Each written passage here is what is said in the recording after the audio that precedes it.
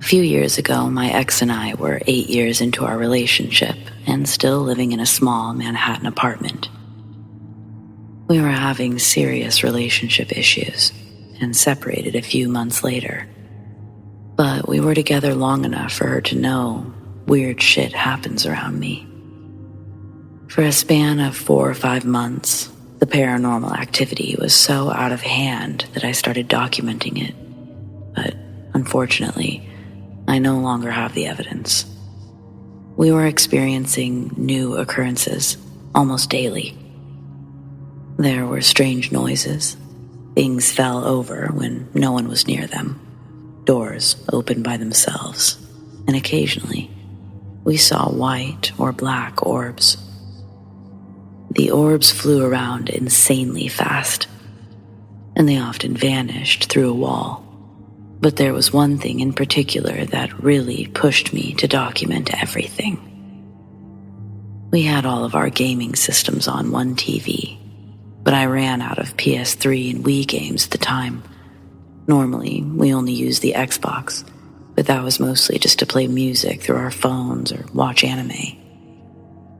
But we also had a Kinect that was always on. One day, we were listening to music when we noticed the Kinect screen registering 3 people in the room. But we were the only 2 home. It was also impossible for a person to be where it indicated. We had bunk beds in that spot, and a huge pile of clothes was covering the top bunk. Yet the Xbox showed someone standing inside the bed and clothes, not on top of them. We reset the Xbox thinking it was a glitch, but it still showed a 3rd person in the same spot. After that, we started turning on the Xbox every day just to see if it was there. Sometimes it was, sometimes it wasn't. But when it was, it would either stand still, wave to us, or move in a way that resembled dancing. Knowing no one would ever believe me without proof, I recorded a few short videos. On another day, we were listening to music and playing cards when the music suddenly stopped for no reason. Confused, we looked up to see the voice command had been activated, but neither of us had said anything. That's when I started a log in my notepad app. I wrote down everything I could remember and when it happened to us. In total, I had about 2 months worth of entries, but nothing happened for the next 2 days. Then, on the 3rd day, I heard someone in the bathroom, but no one was inside. I noted this in the log, and just as I hit the save button, the phone was pulled out of my hand. Startled, I picked up the phone and made an entry for that as well. After using the bathroom, I went back to playing Assassin's Creed. I sat down, grabbed the controller, and placed my phone on the bed. I got a text right after, so I sent a quick reply and put the phone back in the same spot. A few minutes later, I was bored with the game, and I asked my girlfriend if she wanted to go out for dinner. She did, so we began getting ready to leave. I changed pants and immediately went to grab my phone, but it was gone. Like myself, my girlfriend, hadn't seen it since I set it on the bed. I went on a rampage checking the entire room over and over. I was just so confused as to where it could have gone. I even stripped off all of the bed's blankets and shook them out, but I still didn't find it. I gave up for the time being and decided to finish getting dressed. Just as I went to put on my scarf, I looked down to see my phone on the bed, in the exact same spot I originally left it. I asked my girlfriend where she found it, but she hadn't touched it. She thought I had found it. There was no explanation. In the end, I simply put it in my pocket and went to dinner. A month later, it disappeared again. Only that time, I never found it.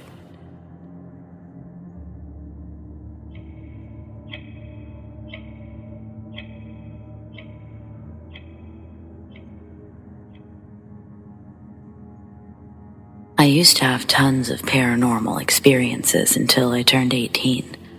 Then they just stopped for nearly 20 years. 6 months ago, I started getting super interested in the paranormal again. I've been reading about other people's experiences here, listening to podcasts, and now things have started happening again. I believe the more attention you give the paranormal, even indirectly, the more energy they'll have to interact with you. I started dating my ex-wife in 2009, and we moved into her parents' old house in 2010, 2011. They always believed there to be a presence, but apart from a few silly teenage girl moments, no real experiences ever happened. When we moved in, we always sensed something not really malevolent, but powerful enough to make you uneasy. Even so, the first real experience didn't happen until a decade later, in 2020, after we separated and I moved out. In my new place, I occasionally feel a small presence, but I chalk it up to imagination or someone watching over me. Who knows what all's there that we can't see? We can only speculate. This brings us to 6 months ago, when I started reading people's stories each night before falling asleep. Now that I'm giving more attention to that world, it seems I'm beginning to feel the presence much stronger. Weird for sure, but I continue immersing myself. Then, in October, I had a new experience while in my basement converted bedroom. The stairs are ridiculously loud. You can always hear them over the TV or music, even if you're trying to be sneaky. One morning, at 6:18, I woke up, got dressed, and relaxed on the couch with my phone before I had to leave for work. My roommates were still asleep, and the house was dead silent. The couch was facing my open bedroom door, and I suddenly heard the loud, creaky stairs as something slowly walked down all 13 steps. There was no reason for anyone to come down there, but I thought a roommate might be trying to catch me before I left. I waited a couple of minutes, and there were no more sounds. But suddenly, the same loud steps marched back upstairs. Even more strange was that they fell silent at the top. The hall floor is also absurdly loud and creaky. You can always hear any time someone walks away. Until now, it just isn't possible. I even tested it with a roommate later that day. I asked each roommate if they were up at that time, but they each said no. I did everything in my power to explain it, but I can't. I also want to tell you about other instances involving my ex-wife. We're still friends, and she's currently living in our old house, but we're getting ready to sell it. She's moving to a new state with her boyfriend, and I'm returning to my home state. Since her roommates are moving out, and we have a few repairs to make before selling, I moved back in. Immediately, I felt the presence in that house stronger than ever before, probably because I'm still reading and listening to stories every night. Well, one evening, I was helping my ex-wife with a cleaning job at a church for a little extra cash. She hates going alone because she thinks it's haunted. There's a specific room where she always feels a presence, and it makes her extremely uneasy. A friend decided to tag along, and when we got there, they asked me to handle the room since I don't rattle easily. I tried to get in, but the door was locked. While waiting for my ex to come unlock it, I walked down the hall to run an extension cord. When I turned back, our friend was turning stark white. When questioned, he said the door to that room had slowly opened as I went past. Take that as you will, just a door coming unlatched or paranormal.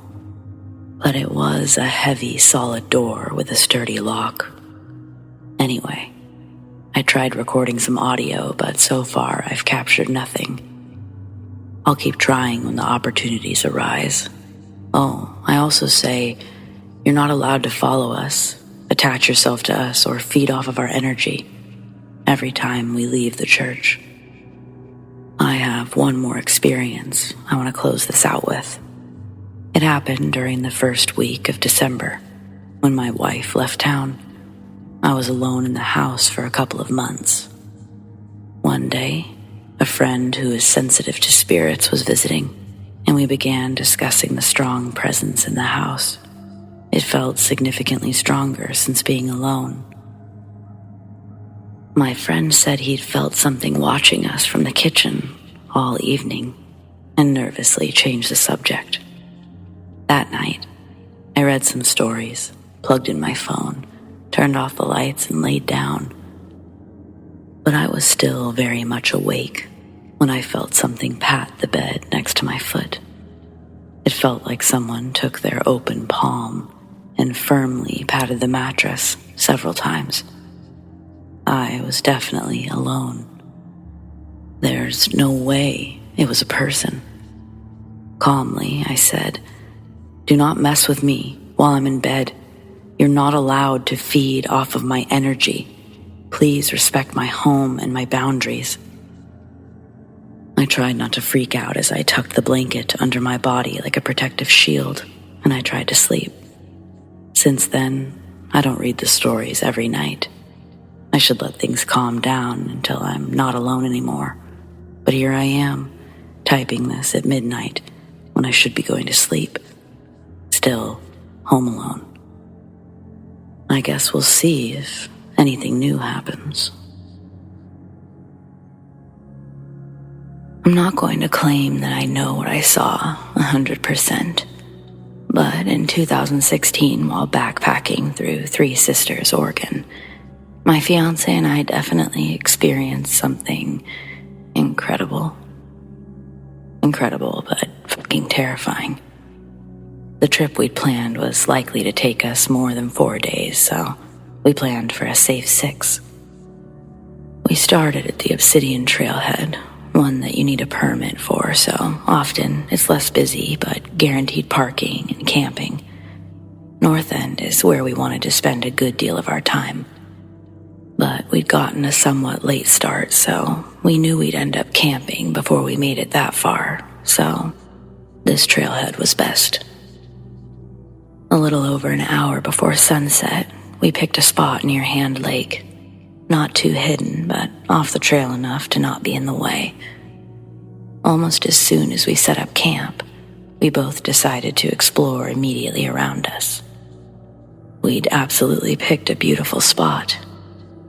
To the east of our tent was a gorgeous open valley, which would make for an amazing sunrise. Then to the west were valleys of dense forest. While walking near the edge of the forest, maybe 25 feet from our tent, I noticed large clumps of what I thought initially was dead grass or dead pine needles. I asked my fiancé what he thought these clumps were.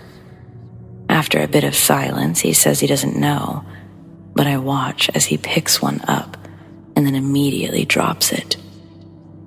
He has a disgusted look on his face and he's practically gagging. More nervous now, I ask him, "What is it?" Uncomfortably, he says, "It's fur, and it fucking stinks." Neither of us said much, but later I'd learned that we both considered moving our tent at that point, but sundown was maybe 20 minutes away. We'd never be able to make a move before sundown. Besides, within just a few moments, we were distracted by a little chipmunk family, and we started to really enjoy the sereneness of it all. It was like we had the whole valley to ourselves. The sun officially started to set, so we decided before we laid our heads down, we would use nature's bathroom. I didn't want to wander too far away from my fiancé, but we joked about being far enough as to not accidentally pee on each other. The mood was light. Then, it wasn't. I'd had to shush myself because I was still laughing to myself about earlier, but something compelled me to stop making noise. And when I did, it sounded like something heavy and large was making their way through the trees behind me. Before panicking, I remembered my fiancé was a bit behind me, or to the right of me. Maybe he was finding a new spot. But this didn't sound like my fiancé. It was heavier, and its footing, it seemed slow. I knew something was off about these steps, but I couldn't put my finger on it. I finished my business, and as I stood up, I could see my fiancé. He was in front of me, not behind me. And he didn't look good. He looked white as a ghost. Instinctually, I turn around quickly, expecting to see something, but I don't. My fiancé grabs my hand and we start walking quickly back to the camp. He pulls me in, whispering, "Something's out there. A bear? I don't know. It was tall and big, really big." Bears weren't impossible, but they were rare. We weren't quite to our tent when we heard something thunderous.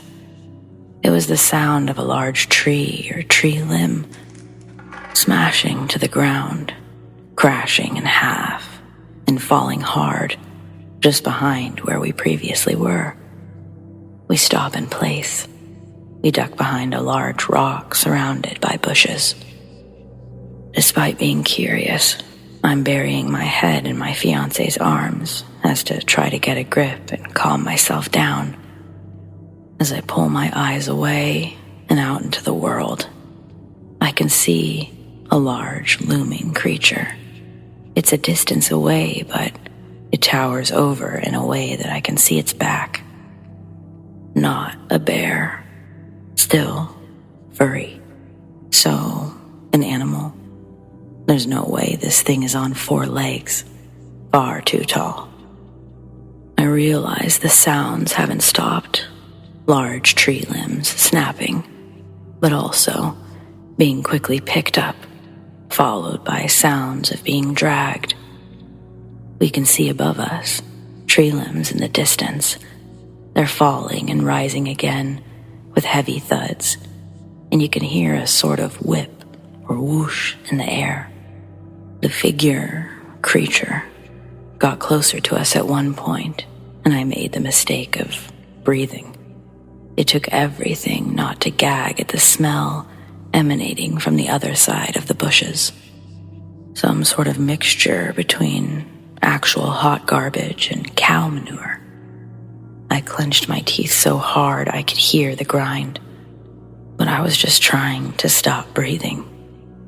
At this point, not moving wasn't a problem. I was frozen, not even in the traditional sense. This was a sort of trance. It was almost calming, yet I knew it wasn't natural. What I couldn't do in that moment was look at my fiancé. I wasn't able to move my head or my body at all. At some point, the footsteps, the dragging of tree limbs, it all started to sound much further away. A shadow was no longer showing itself, and the creature itself was no longer visible from inside the bushes. I was suddenly moving my head and my limbs around, just to ensure that they still worked. They did. Still, we waited for a while. We stayed in the bushes long enough for the sun to set entirely, and then some. Finally, we decided to go back to our tent, slightly unprepared. The area was incredibly dark, and we'd only grabbed 2 small headlamps before making our initial quick walk around the area. We struggled to make it back without looking over our shoulders every couple moments. Once back, we realized how unfortunate it was to be in one of the areas which didn't allow for small campfires. It emphasized just how dark and just how alone we really were. Feeling a bit helpless, we dug out a few lanterns. We were stuck with only their weak glow as we got ourselves ready to try and sleep. Eating was entirely out of the question, as that smell lingered in my nostril for what felt like hours. We wouldn't get much sleep that night. We decided the rest of our trip we would stick with crowds or groups of people, or at least with camping. We'd try not to do it solo. We re-examined the clumps of fur from the previous day as we packed up the following morning. My fiancé eventually made a joke about how we should have bagged it up and had it tested. I told him that if he were to touch it again, the wedding was off. Somehow, we managed to have a light-hearted morning, but we would both later admit that we were pretty fucking terrified the entire trip. We'd only tried to make the best of it for each other. So, what do you think?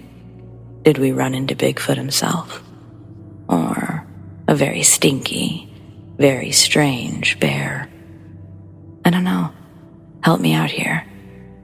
Again, this was Three Sisters, Oregon, in the Deschutes National Forest. Thanks for listening.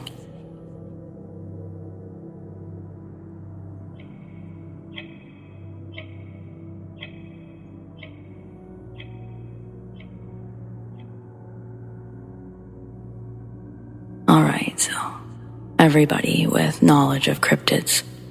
I'm hunting for information on a cryptid that I'm not sure has been marked down yet. There have been multiple sightings in my small town of Merrill, Michigan, something of which doesn't match a single cryptid I've read about, not yet, and I've read about a lot. I personally have not seen it, so I'm sorry for breaking that rule. But I have 3 witnesses that I would put my life on, and I really want to know what this thing is. The first witness is my uncle, and he's the main reason that I'm on this hunt. When he was young, he used to take night walks in the neighborhood woods, right before sunrise, as long as it was dark enough so the neighbors could see him. He would take a very dim flashlight with him on purpose, and if he thought someone saw him or was following him, he'd put his hand over it and hide in the woods' darkness. He claimed the main things that scared him were the raccoons and opossums. He never had problems with people on his walks, but he still knew the risk of trespassing.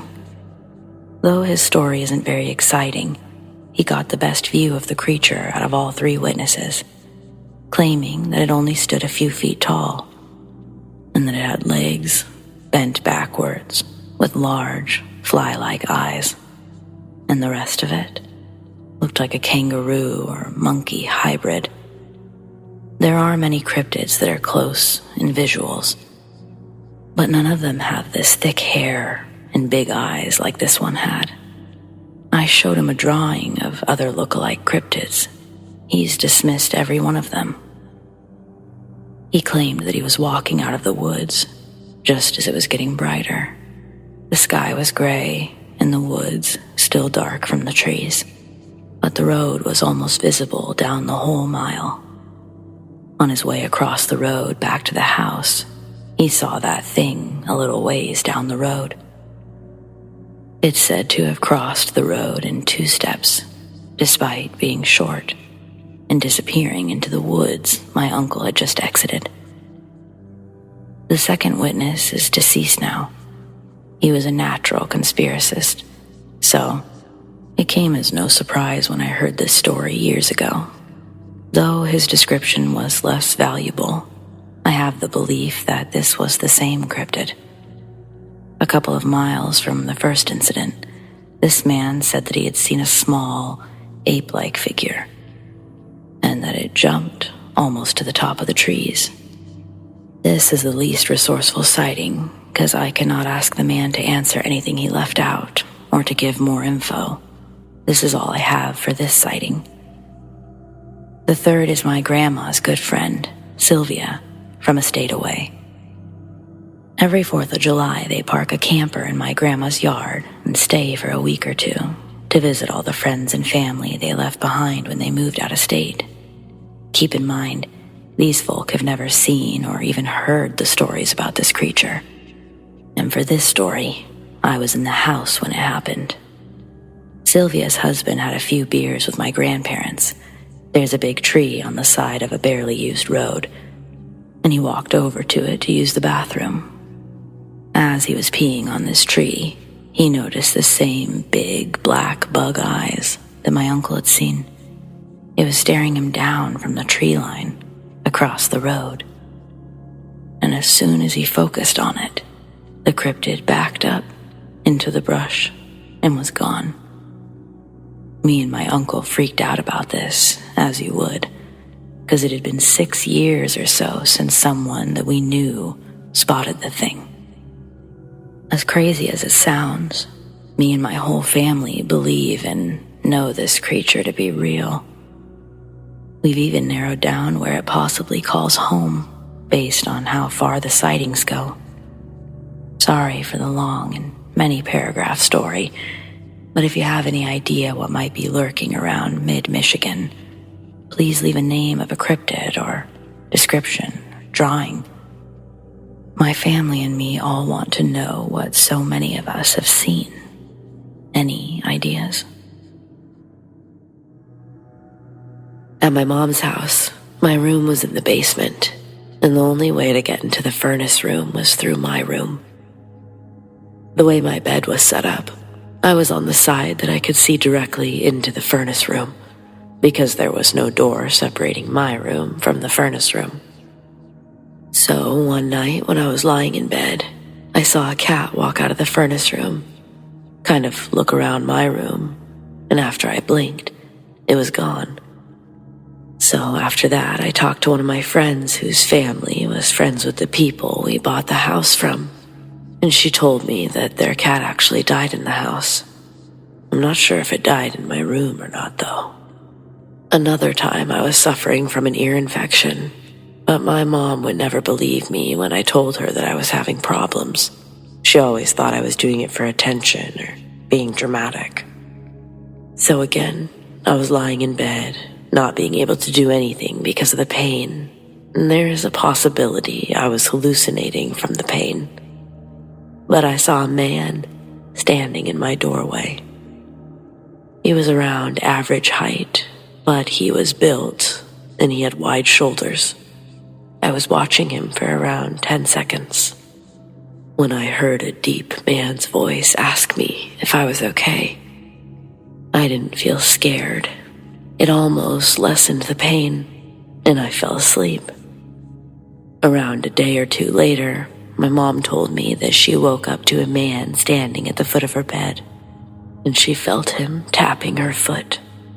She told the man to go away, and after she said that, she felt like she was being pushed into the bed.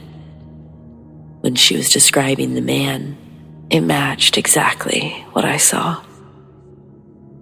One night when I was in bed, I was looking at the laundry room, which was open, and I saw a woman walk in wearing a white dress. I remember her being pretty and not creepy at all. So I walked into the laundry room and it was empty. So I went upstairs in the living room because my stepdad was still awake watching TV. So I told him what happened. He said he saw the same woman walk downstairs. One time when I was home alone, I was sitting on the couch watching TV. It was a couple of days after my brother's birthday, so he had one of those helium balloons in his room upstairs. So I was watching TV when I see the balloon floating down the stairs. It stops right in front of me, like something was trying to play with me. At first, I thought it could have been an open window, but I realized all the windows were closed. And it had to have left his room, floated down the stairs, and turned towards me, and then stop, which kind of freaked me out. So I told my parents, but they laughed at me for getting freaked out by a balloon. But a couple of days later, the same thing happened to them, But the weird part was, they were sitting in different seats than I was, so I don't think it was a draft or anything. The last story freaked me out the most, but could have also been my imagination. I'm not sure. So one night I was in bed, and my stepdad had built a wall to cover the furnace room doorway that was in my room, and then made a doorway outside my room in the hallway, so it was easier to get in. As I'm lying there, I can see a shape of a person peeking into my room and then quickly ducking back into the furnace room. I watched whatever it was do that for around 10 minutes. But the weird part, it was really dark in my room, but whatever it was darker than that darkness, if that makes sense. I only saw that thing one time, so I don't know if it was me imagining it or not.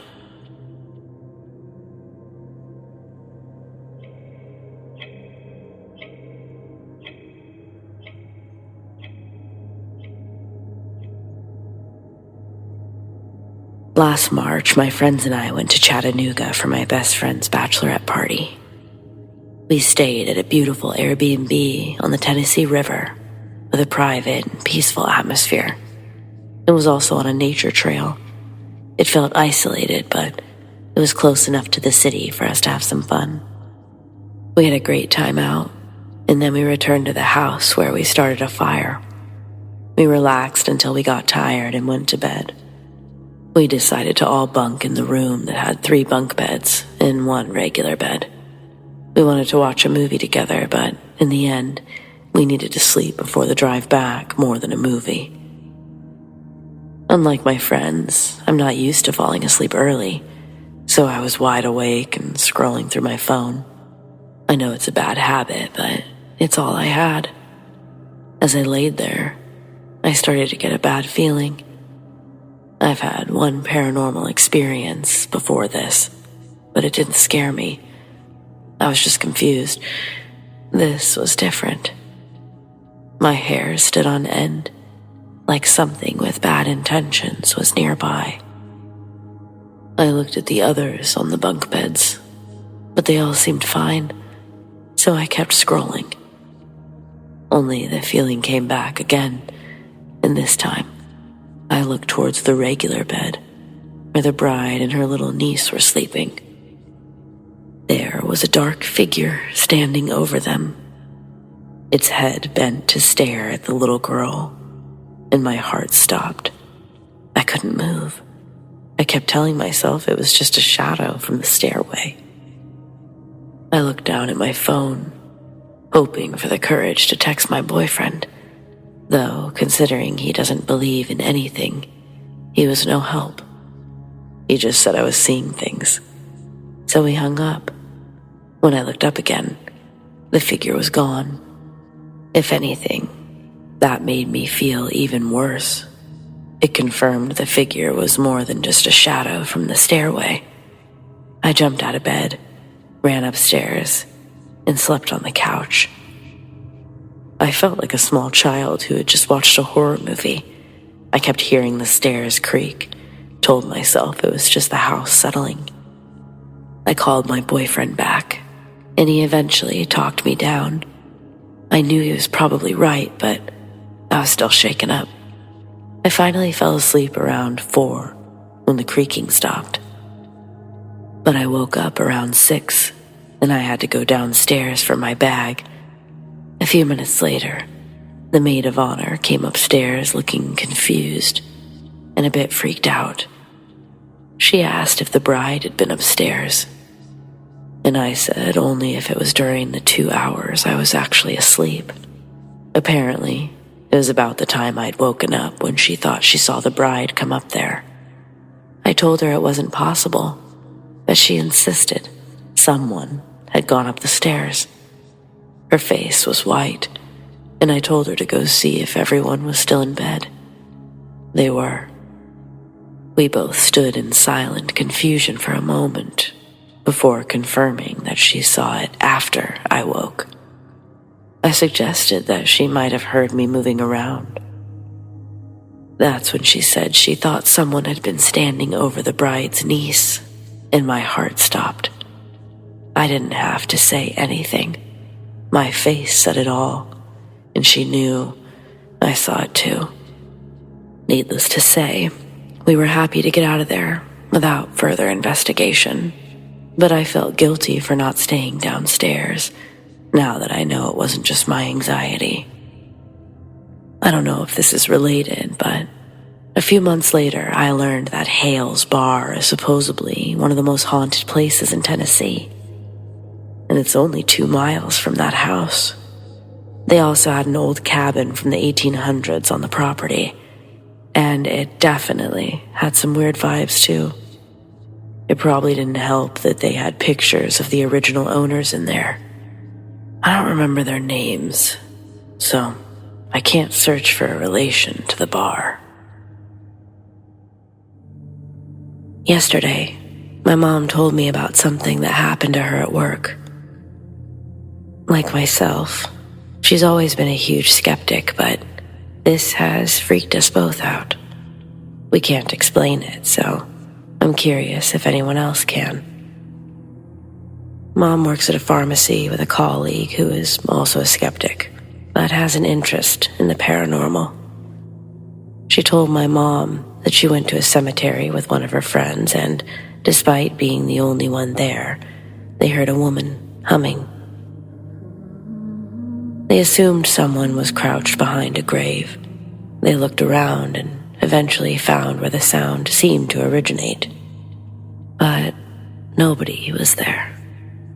They checked their phones just in case, but they still couldn't explain it.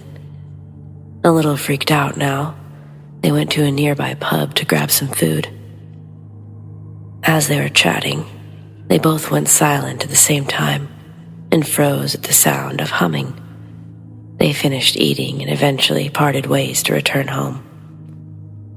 Later that night, Mom's colleague called, and she was in hysterics. She cried. She said that she'd heard the humming in her house. Mom reassured her that it was nothing. She was probably just hearing things.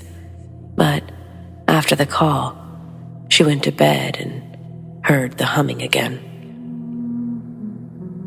The next morning at work, she told my mom, but my mom just brushed it off as a story. Then she walked down the upstairs hallway and heard a female humming right behind her. It only lasted a few seconds, and thinking it was a joke, she turned to laugh at her colleague, only no one was there. Her colleague was still in the room at the other end of the hall, and nobody else was on that floor. There's no PA system, and she didn't even have her phone. I've never seen my mom look so freaked out. She's usually a very straight-laced person who tries to debunk everything paranormal.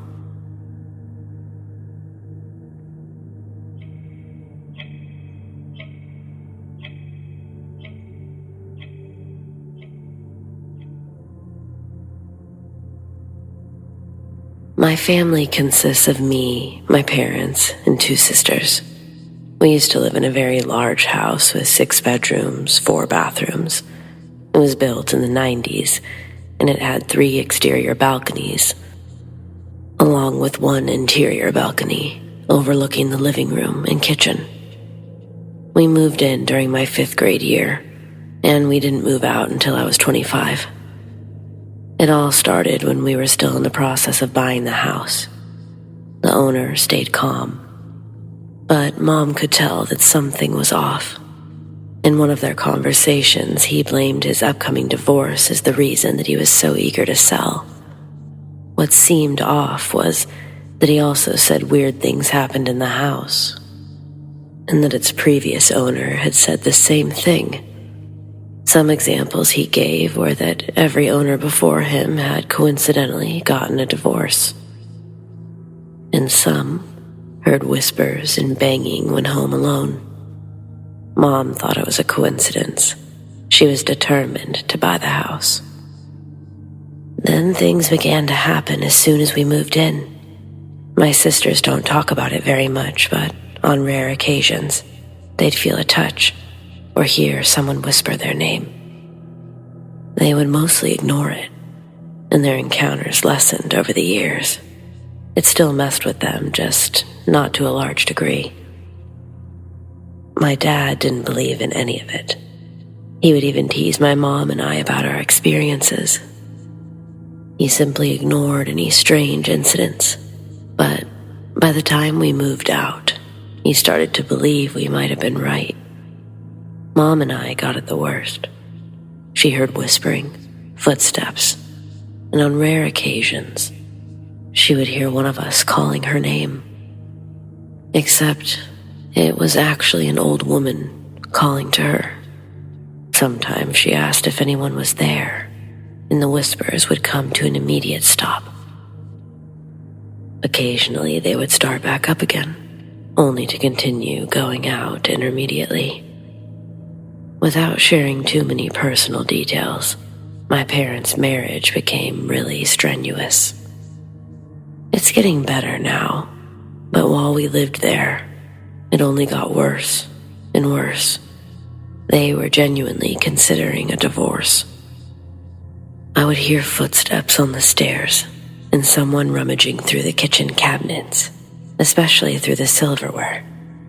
I'd also hear my family calling my name, usually one of my parents. And each time, I'd run downstairs to see what they wanted, only to be told that no one called for me. Sometimes, it would happen when I was completely alone in the house. I also heard whispering a few times, but when I said hello, it always stopped.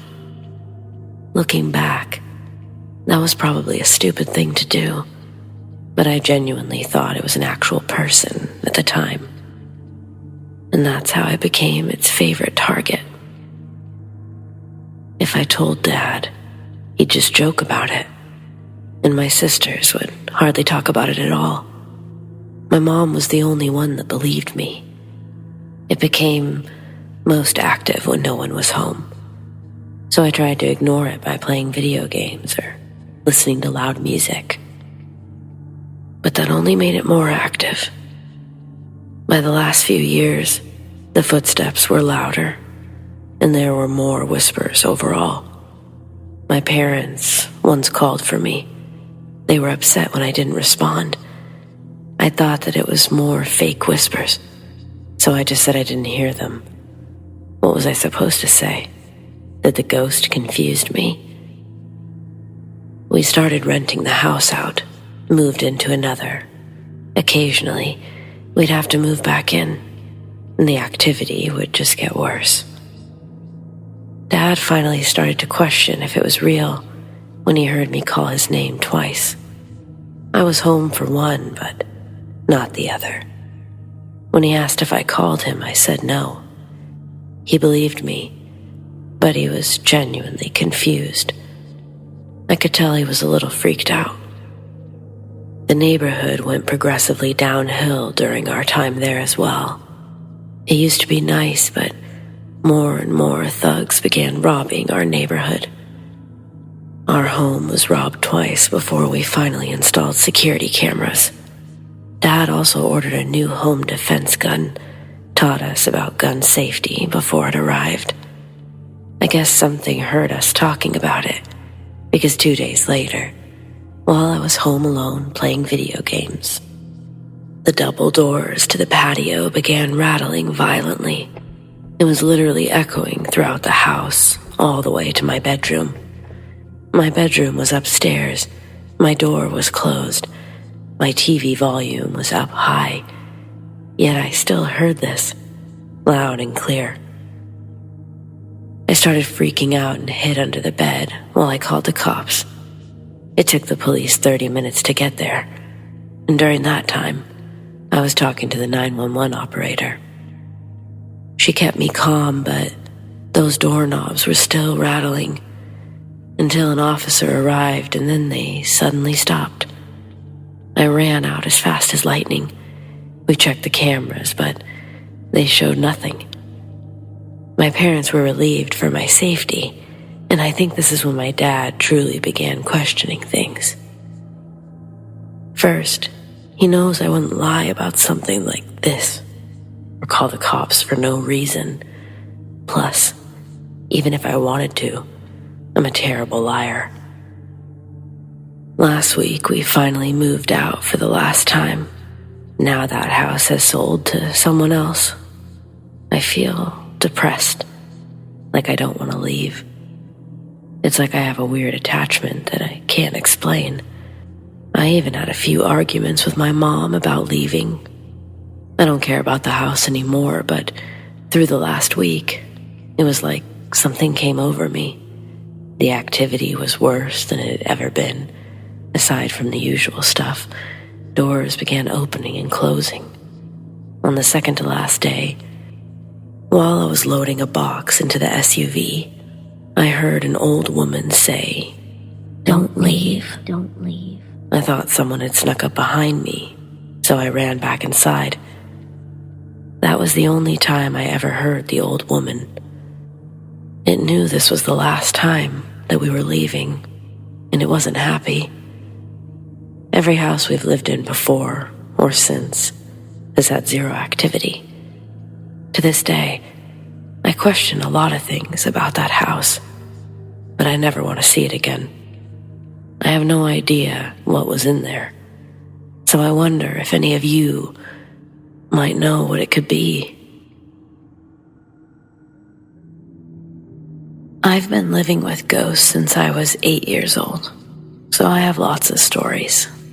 I've been told by my doctors, therapists, friends, and family that I have a sixth sense of sorts. I'm able to see the world between living and dead. I don't call it a superpower. I'd call it a curse. This first incident that I want to tell you about happened at school almost a year ago. I had lunch at McDonald's, and I was almost late for my next class, so I had to rush back. When I entered the school, something felt off, but not enough for serious concern. Since everyone was already in class, I jogged up both flights of stairs to the hall for nursing classes. As I continued down the hall, I saw a man walking towards me with his head down. When we passed one another, he bumped into me very hard, knocking me onto the ground. By the time I stood up, I was both scared and angry, but the man was gone, so I went to class. Afterward, I had one more class, but I began feeling uneasy once I sat down. I had a stomachache, and I felt like I might get super sick any second. I kept my head down, and when the class was dismissed, everyone left except one classmate, the teacher, and myself. The other student asked me if I was okay, and slowly lifting my head, I started to say yes, but then I realized something else was in the room with us. It looked like some kind of demon, almost 6'5" tall, horns, purple-esque skin, and weird appendages. I just stood up and ran out of the classroom without another word. It probably looked weird to the others, but I couldn't tell them what I saw. I felt sick.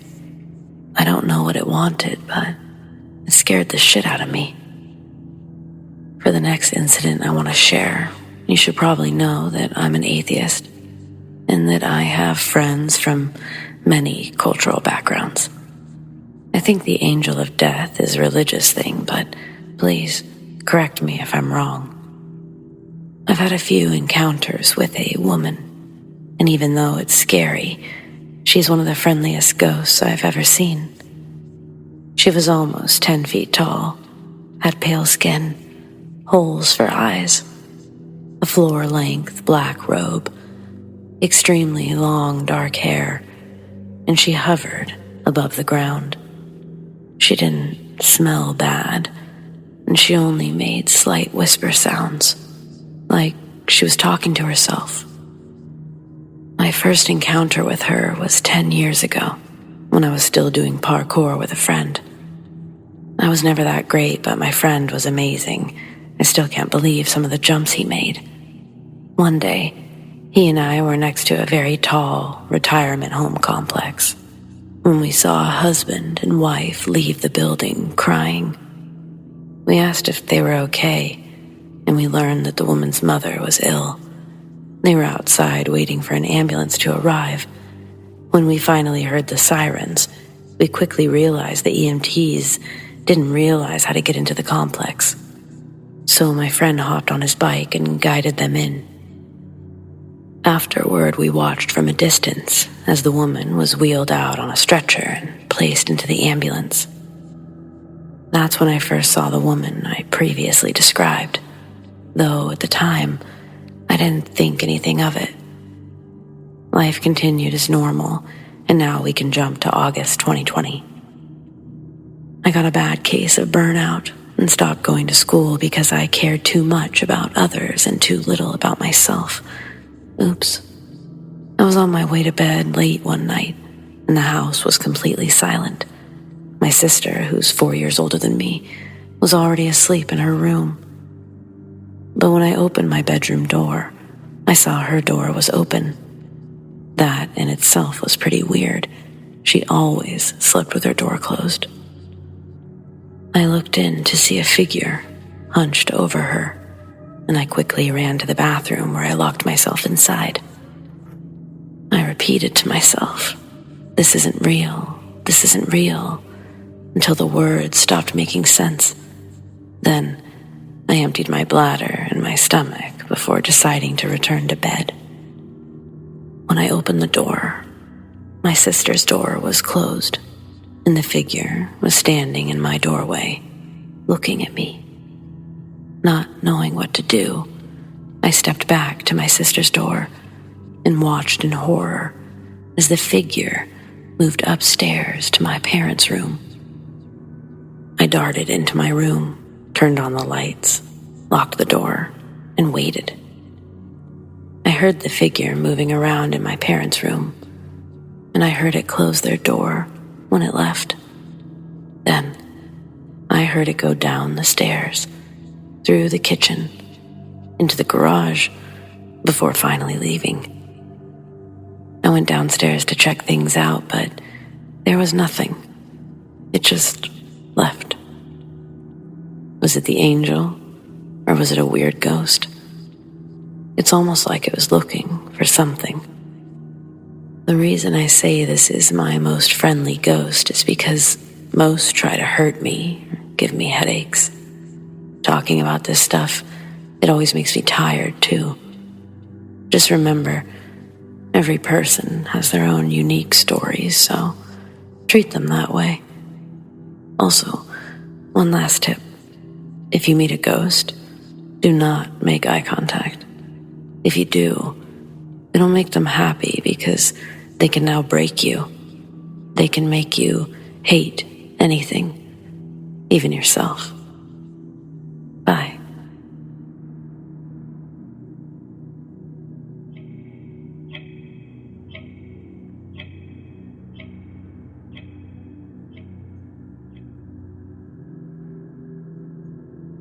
I don't know what a lot of people think demons look like, or if they just imagine them internal, or what. But I can tell you that I have in fact seen demons. I know that I did, and also my friend Sarah from 3rd grade at St. John's Catholic School. I'd been at the school all of 6 months when this happened. I was already feeling like an outsider. It was my first time in a private school, so adjusting was hard. Oh, and there was also the minor detail that I wasn't remotely religious, neither was my mom. Instead, it was my new stepdad's idea to enroll me at St. John's. My mom had little of a spine, So she agreed. I'm sorry if that's rude, but it's true. For better or for worse, she's heard it a time or two, so not always from me either. Anyway, the story. 6 months into this deal, I had 2 friends, Sarah and Kelly, both my age, both in my class. Sarah was wily, charismatic. Kelly was basically a perfect student, a model Christian. I was somewhere right in the middle, the follower. Sarah especially liked to get lost. I say that with air quotes because she was intentionally hiding. She got kicks out of teachers having to shut things down and find her, and now me. One day, a busy day for Catholics, in fact, since it was indeed Ash Wednesday Mass, we decided to execute one of her plans. The school and the church itself weren't connected. They just sat in the same lot as one another, but 2 separate buildings.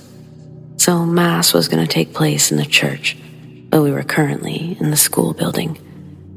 Sarah says that when the class leaves, we should all pick a place to hide and come out once they've left to the other building. Kelly immediately shuts the idea down, but I, being the follower I am, I agree to Sarah's plan. As all the classes shuffle down the halls toward the exit to the church, I tuck myself behind a small wall where I know a class has already vacated. I wait for the sound of footsteps to stop. Almost on cue, Sarah and I jump out from our concealed locations and just start laughing hysterically.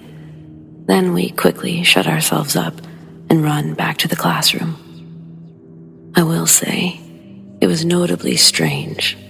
Before we got to the door, I was scared. As we approached the door, Sarah was ahead of me.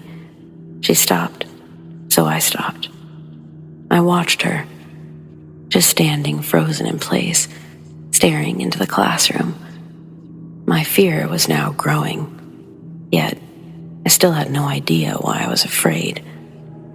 Sarah removes herself from the doorway, keeping her eyes focused on something inside. As soon as she removes her gaze, she grabs my hand and starts running us back in the direction we'd come from. Was she trying to scare me? I don't know, but it was working. I stopped us before the exit and I demanded Sarah tell me what was going on. Suddenly, I was more afraid of being in trouble than whatever was inside the classroom. She can hardly shape her words, but she manages to tell me that she saw a nun inside that classroom. More specifically, not a nice nun, a bad-faced nun. Most of you, some of you, know that nuns don't typically teach in Catholic school anymore. That's sort of an old school thing. When I was in school, the 90s, and today, the teachers just look like normal teachers. It really wasn't more common for a Catholic school kid like me to see a nun than a public school kid in the same area. In general, nuns are and have been for some time on a steady decline. All this to say that I was sure Sarah was messing with me. I told Sarah as much, adding that it wasn't possible. Whatever I said, we now felt emboldened as we made our way back down the hallway toward the class. Again, that feeling, but I ignored it, and instead this time, I went first. Nothing. Sarah follows behind me as she sees I'm unenthused. She also sees nothing. The air, though, is actually palpable.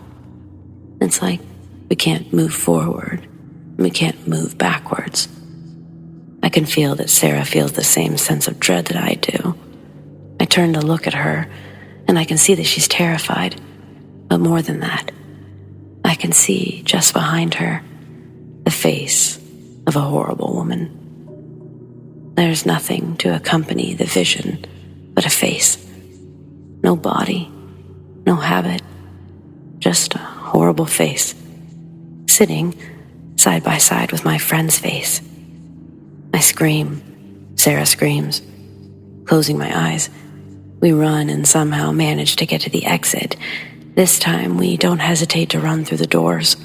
We aren't shy of making a scene. We definitely feared what was inside, far more than any punishment at this point. Truthfully, I hardly remember the repercussions for running off to begin with. The real punishment was with whatever we faced that day.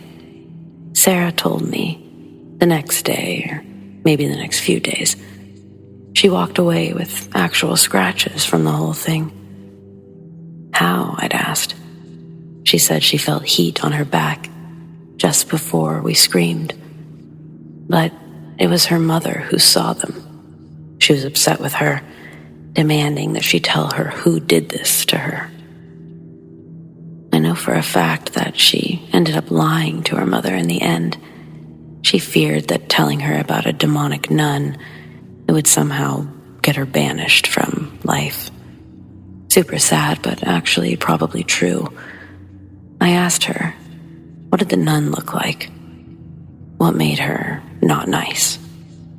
When she told me, I knew we'd definitely seen the same face. My friend and I lost touch just after grade 5. For some reason, I stayed at St. John's for the better part of my schooling, and I never did see the nun again, or any other strange faces. Of course, I was never looking for her. If anything, I was avoiding her at all costs. I probably became a better student. I never passed the story on or even told anyone what happened.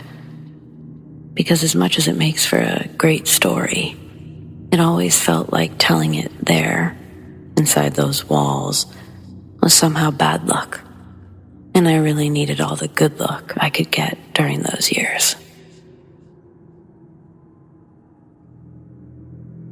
I'm currently 45, but this happened in 1993, when I was 15. We just moved into a big house located on the edge of Waukeeva Springs State Park.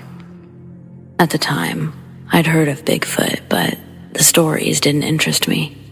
We couldn't put the trash out until right before the garbage trucks ran, or the black bears would tear it apart. The deer population was off the charts. Plus, we'd see wild turkeys, pigs, and bobcats. Our home was next to the lake, and the only other houses were at the front of the neighborhood. No one was living on either side of us yet. After school, I'd go into the woods just to explore. I noticed a good spot for growing marijuana, so I decided to try it out. I became very familiar with the square mile around our home, and I grew comfortable with staying out there until dusk. One day, while checking on my plant, I saw my 11-year-old brother exiting the patio door 50 yards behind me. He was trying to follow me into the woods, so I pretended not to see him. While walking, I occasionally heard him behind me and stopped just to make sure. As I got deeper into the forest, I noticed it was much calmer than normal. I didn't see any deer, squirrels, or birds. There wasn't even any wind blowing, but I could hear my brother getting closer. I thought it would be funny to scare him as he passed by, so I ducked behind a tree. While waiting, I realized what little sound there had been was now completely gone. It was like wearing earplugs, but I didn't yet understand what that meant. It was merely an observation. My brother was being loud, and when he sounded like he was about 20 feet away, I prepared to pounce. Except he never came. The footsteps suddenly stopped, and I was left just sitting behind the tree. 2 full minutes passed, and I was beginning to wonder what the hell happened. Did he realize what I was doing? Decided to scare me first? Finally, I looked around the corner, but I didn't see him anywhere. Only, that should have been impossible because I heard him following me the whole time, but I didn't hear him leave after hiding behind the tree. The only explanation would be if he'd literally disappeared. The woods suddenly seemed very creepy, and I started feeling anxious. My brain said, "Get home now." But I couldn't seem to get my bearings. I was lost. Eventually, I calmed down enough to find my way back to the trail, even though I never left it. The problem was my equilibrium or something. My brother was still nowhere to be found, and I was genuinely concerned. He'd been right behind me only a few minutes prior. I yelled his name while jogging home, and after a few minutes, I finally heard his voice. He was hiding under a pile of palmetto leaves behind the trail, just laying there. I didn't know why, but I told him to hurry because I still had that weird feeling. When he stood up, I tried to ask what he'd been doing, but he only asked me to run home with him. I didn't ask any more questions. We simply ran home. Once we made it to the backyard, he explained that he was following me when he suddenly smelled something horrible. Looking to the left, he saw a big, black, hairy person. I was already a little paranoid because of my marijuana plant, so my first thoughts were of the police. My brother then specified that the person's entire body was covered in hair. It scared him so badly that he simply stopped, fell to the ground, and rolled into the palmetto bushes until I found him. At the very moment he finished telling me his story, we heard 3 loud bangs and a weird scream. We both looked up, and there, about 50 yards behind us, was the thing that he had described. It was swinging from a large tree branch, and had I not known better, I would have thought that it looked like a human pretending to be a monkey. It just didn't make sense. It was completely out of place. The creature was large and burly, but it still resembled a person more than anything else. We both remained frozen, not knowing what to do until the creature finally dropped to the ground and fled into the woods. It was hollering the whole time. The moment that it was out of sight, we ran into the house, yelling for our parents. At first, they said it was just a bear, but later that night, they realized we were serious. The next day, Dad found a report from Florida discussing something called a skunk ape. Over the next 5 years, I continued seeing the creature, and twice we'd had a deer leg and a skull left in our backyard. Once, I had turkey feathers placed on my windowsill. I didn't know what it meant at the time. I only learned about that later in my research. Every 6 months, park rangers left a barrel and a donut in our yard, hoping to capture any black bears that were too comfortable in our neighborhood. Eventually, I felt comfortable enough to ask one of the rangers what they did with the captured bears. Apparently, they're moved into deeper parts of the forest or relocated altogether. But then he said that that's not what I should be worried about. That there were bigger and badder things in those woods, and to always be careful. My parents still live in that same house today, and I visit them occasionally. Dad is retired now, and he's actually grown to be a believer himself. Over the years, he's had quite a few experiences of his own. The house is about 15 minutes from downtown Orlando, but the area is still surprisingly untouched by humans. I think our house was built on the creature's territory, and it was pushed back further as more homes were built.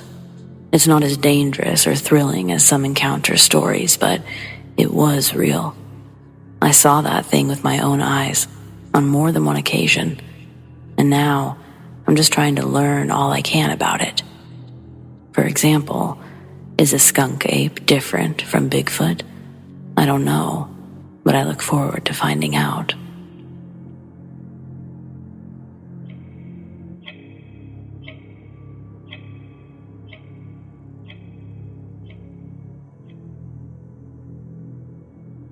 I feel like now that I'm growing up, I'm starting to feel the gravity of many things that happen and have happened around me. Being a curious person, I like to investigate things, like to make my own theories around them. Yesterday morning, I started having this conversation with my mom about my theories on what dreams actually are and what science says about it. In the midst of that conversation, I suddenly recalled an incident that happened with her many years ago. My mom is not the type of person who likes to make things up. She's also so skeptical of superstitions. I, and only I, know that if she claims to have seen something with her own eyes, something which freaked her out and almost froze her to death, she's speaking the truth. It happened 12 years ago. My family was going through a financial crisis, and we used to live in my maternal grandmother's house back then. Recently, a thief had also been sighted in the house, who ran away in a panic because of the fear of being caught. Many scary things were happening, and we were damn serious toward all of them, as they were causing our family a lot of stress. I didn't get to know exactly when and how, but one evening, my mom told my grandma that she saw a hairy demon in the bathroom, and she almost froze to death seeing that. As I was a stupid 11-year-old kid back then, I took it as a funny horror story. I let it be. When I recalled this incident yesterday, I decided to ask about the details to my mom, so I asked her to explain what was the appearance of that thing, actually. She told me that it was sitting on the floor in our bathroom. She said that it looked like an early man. Told me it was so gigantic that when it stood up on its legs, he easily reached the ceiling. As she froze and started screaming for help to my dad, this creature took only a couple of very, very long strides and disappeared. She says she doesn't recall much details from how this thing actually disappeared. I asked her why she calls this thing a demon. She said that because that's what her first guess was. I asked, "So you mean it looked like a caveman?" She said, "No, it wasn't a man or a human in the first place." "A beast?" I asked. She said yes. She said it had very long hair all over its body, that the hair had a soil-like color. Immediately my brain said, "Bigfoot?" Then I Googled Bigfoot and showed her the images. She said that it very much resembled the appearance in those images. I was shocked to hear that. The thing is, I'm from India. Nobody has ever heard of a Bigfoot in India, let alone in an urban environment. And that too, in one's bathroom. As weird and illogical as this incident sounds, it really happened. My mom rarely believes in things like these, and she's always very serious towards life. She's never been attention-seeking or something. This incident has never helped her in any way. In fact, she was facing so many more challenges in life that this incident was a fresh wound on already wounded skin. So, what do you guys think of this incident? How can one see a Bigfoot-like creature in one's own home, which then disappears and is never seen again? Could it be something else? Also, there's a little incident about how my grandma saw it too, around the same time. But I'll stop here. I've left this apartment since 2018, after living in it for 3 years, but I'm still wondering and kind of creeped out thinking about it, even if nothing really bad happened there. It was just weird and disturbing, as it was rented by a student agency from the government, giving flats or rooms to students with poor parents. It was well aerated, carbon monoxide checked once a year. I was leaving home for uni, and the first semester was just fine. During the second semester, I sometimes felt watched. The first time I thought it was anxiety, or because my room was messy. I I'd skipped cleaning that week, and I've read that you don't sleep as well in a messy room, so I let it slide 1, 2, 3 times. I was always kinda messy, but not dirty. And I didn't experience that in any of the 8 homes I inhabited in all of my life, so I thought it was a bad room arrangement. One time it happened for 2 days in a row. I noticed that every time it happened, my room was messy, not cleaned. I usually clean 2 times a week, but I admit I'd gotten lazy and was often cleaning once a week. But bins were changed and dishes were done. It kept happening during the 3 years I lived there, feeling watched. Whatever the season, weather, lifestyle. If it was happening and I was not cleaning the room the next day, the next night I would feel watched. I'm not scared of the dark, nor mirrors, but I had a mirror facing the entry of the bathroom, and I was always afraid to see something in the mirror. One time, I begged to get some rest, and I promised I would clean the next day if it just stopped. But it kept happening, if not cleaning twice a week. At that point, you probably think that I would have been scared away into being a clean person, but each time life would, get in the way. The days after cleaning, life just kept happening. I was always busy, so I'd end up getting judged by nocturnal eyes. After a while, I just brushed it off. Even if I was still scared when it would happen, I was so uncomfortable that I would sleep with the light on, something I've never done, even in early childhood. But I thought I was just self-ailmenting some kind of paranoia. A friend of mine had the same flat. We were neighbors, with the same furniture, same arrangement, and I always slept fine at her place. And I got a weird look when I told her what was happening to see if she was having the same issues. What really made me feel weird is that 3 different times I invited people over, clean apartment, and on 2 times, the first one during the first semester, the guest felt watched. One of these times I had 2 friends stay over for the night. They left, but later that month, after one of those nights, I told them about it, asking them not to make fun of me.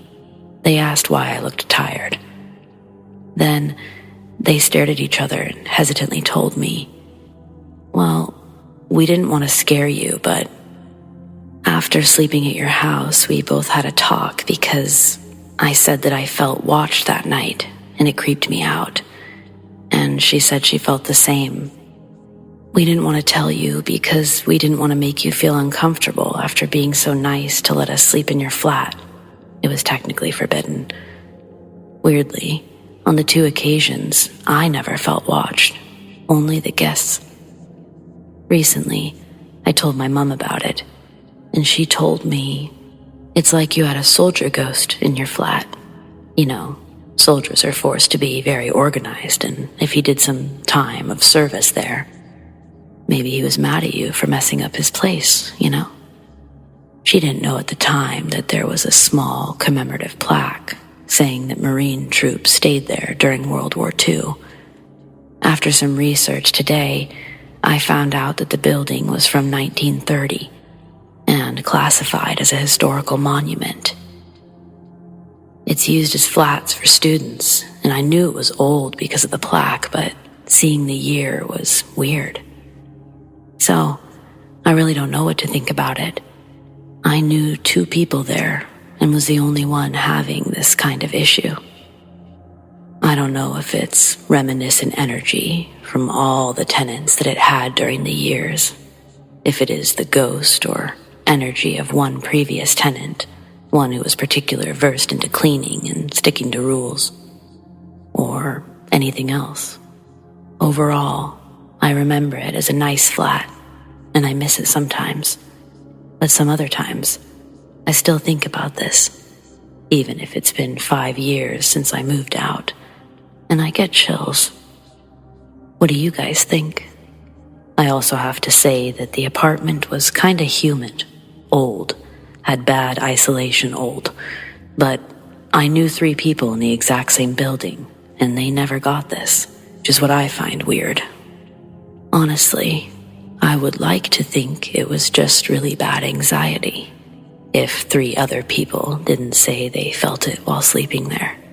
So, I really wonder if it was really something about the arrangement and everything. But then why only on certain occasions? Or if there is another rational or paranormal explanation.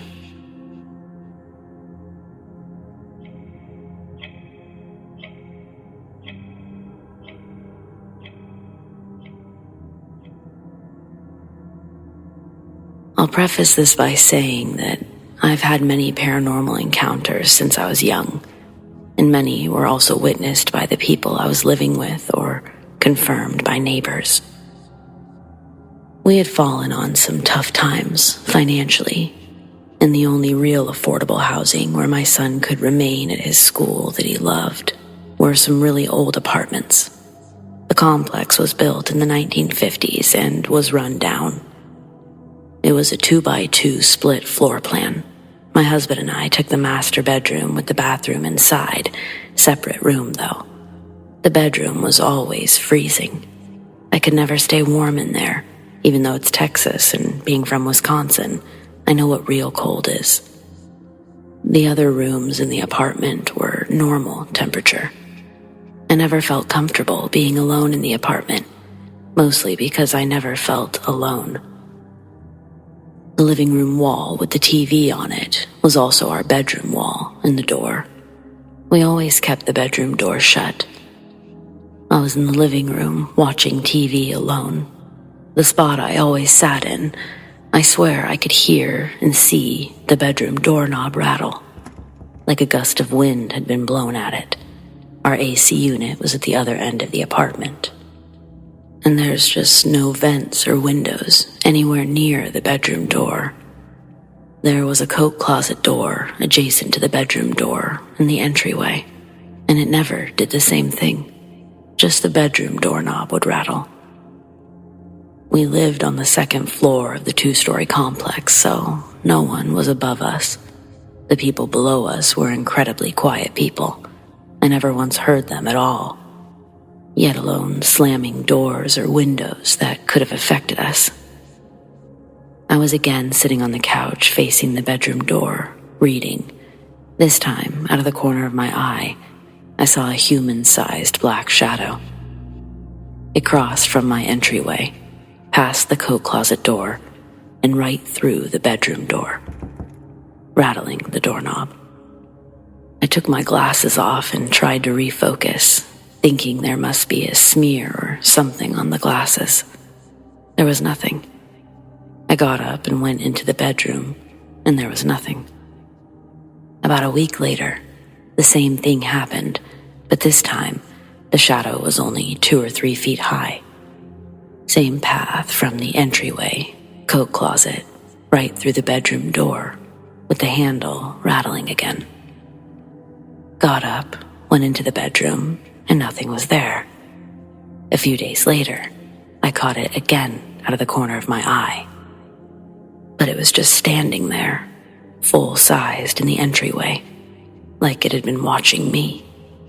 I only caught a glimpse this time before it disappeared, and this time I saw purple in its face, like purple eyes, although it could have been a scarf, a hat. I wasn't usually ever alone in the evenings, but my husband and son were both gone one night.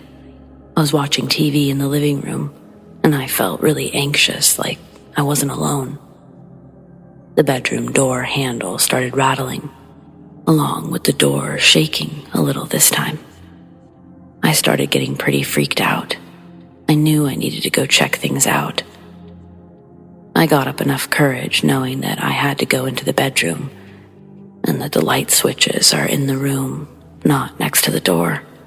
I needed to use the bathroom, which took going into the dark room to get the lights turned on. I took some deep breaths and opened the bedroom door. And as I went straight to the bathroom door in the dark, opened it up, I reached around to the left to flip on the light switch. What I felt instead in the dark was my hand go through some wet substance. I can only compare to jello-ish or hair gel-like. I was shocked, flipped on the light, went to grab a hand towel off the rack, fully expecting my whole hand to be soaked in something. It was dry. There was nothing different about the bedroom or the bathroom. Yet again, and the sensation of the gel stuff on my hand was gone. My middle daughter was over a few weeks later, sitting at my vanity in our bedroom, which was next to the bedroom door. I told her of my experiences and others. She's sensitive too to energies. I was getting dressed. She was putting on makeup. We were going out. She said, "Mom, the shadow just walked through the door, past me, and into the bathroom. It looked like an old woman." She was the only one who had ever seen it besides me.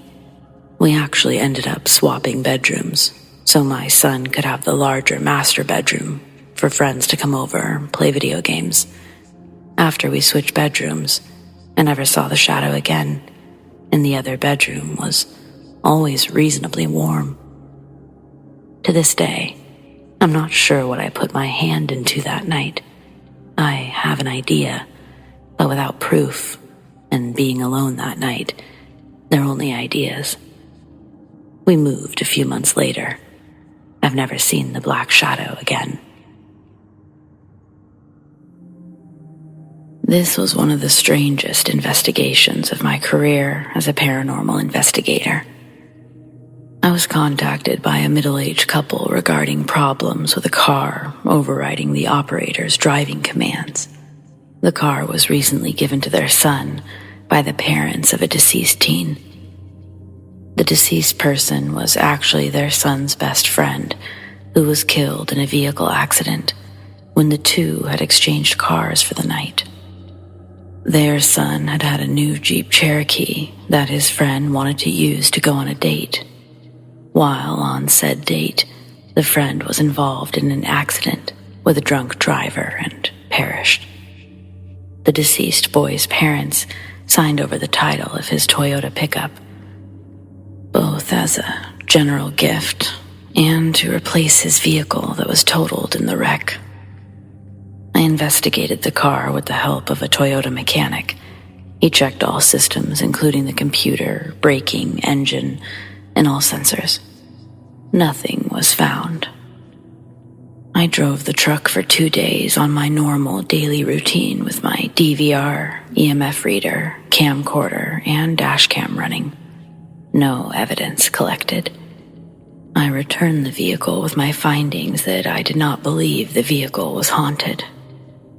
6 weeks later, I was contacted again by the couple.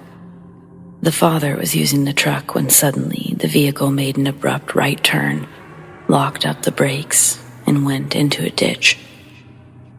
At the same time, a car driven by a drunk driver entered the road from a side street without stopping and proceeded to slam into a tree. All of this was witnessed by a sheriff who just so happened to be nearby, running radar. The drunk driver sustained minor injuries, and the father was unhurt. I was provided with the sheriff's number and asked to call him. When I called and told him what I was calling in reference to, he was happy to share not only a reading of the report he filed, but information that he said he could not include in the report. His report stated that while conducting normal duties, he witnessed a Mustang run a stop sign at speed and turn into the road, fishtailing, tires squealing. Almost immediately, it left the road and slammed head-on into a tree at approximately 45 miles per hour. He checked the accident victim and found him unconscious with minor trauma to the forehead. There was an open bottle of vodka spilling on the passenger seat. Then, the sheriff's statement not included in the report. I was parked facing an oncoming pickup truck when I witnessed its brakes lock up and make a sharp right turn into the ditch. My initial thought was that it was a stolen vehicle. The driver panicked when he saw me. Before I could react, the Mustang entered from a side road about 55 feet in front of me and turned towards the pickup, which had entered the ditch about 200 feet before it would have reached the side road. The driver of the pickup could not have seen the Mustang's approach due to trees and brush obscuring his line of sight. If he had not turned into that ditch, there would have been an unavoidable impact between the two vehicles. How he knew to react the way he did is beyond me. The driver's statement to me was that he did not perform the action. The truck did it by itself.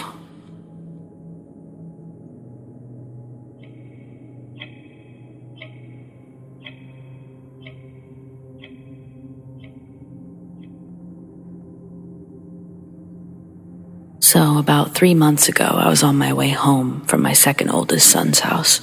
It was late evening, but still daylight.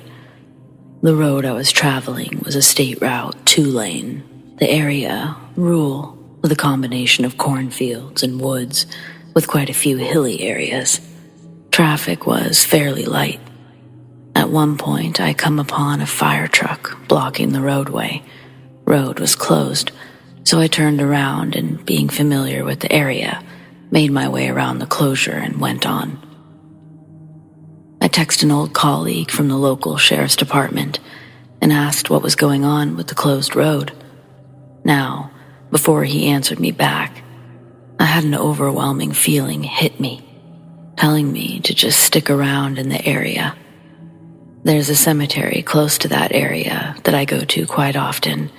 I record videos and audio, so that's where I started heading to. I then get the response.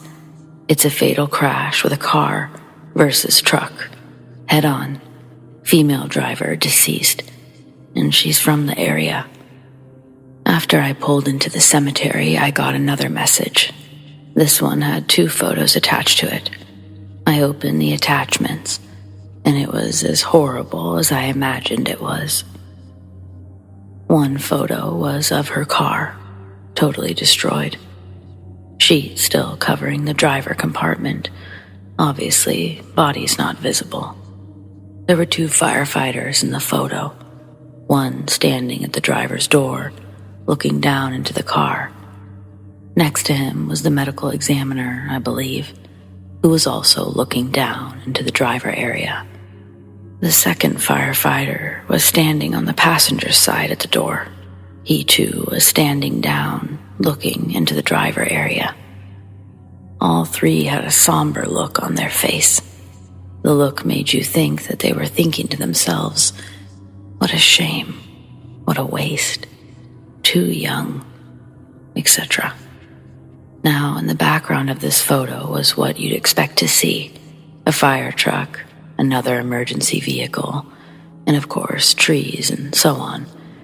It's still light out, with clear skies. Now, I've been given the deceased driver's name because due to the career I retired from, I dealt with her on several occasions, and he knew that. He too had to deal with her a couple of times. Now, as I sat there in the cemetery, looking at this photo, I kept getting that overwhelming feeling that I was missing something in the photo. And that inner voice, if you want to call it that, kept telling me to look again, keep looking. So that's exactly what I did. I kept looking at it. Finally, something said, "Enlarge it. Zoom in on the 2 at the driver's door." It was almost like something was begging me to keep looking, to not stop until I found it. So that's what I did. And then it was like a hammer hit me in the head. Every hair on my body stood up on end, all at once. I gasped for a breath of air.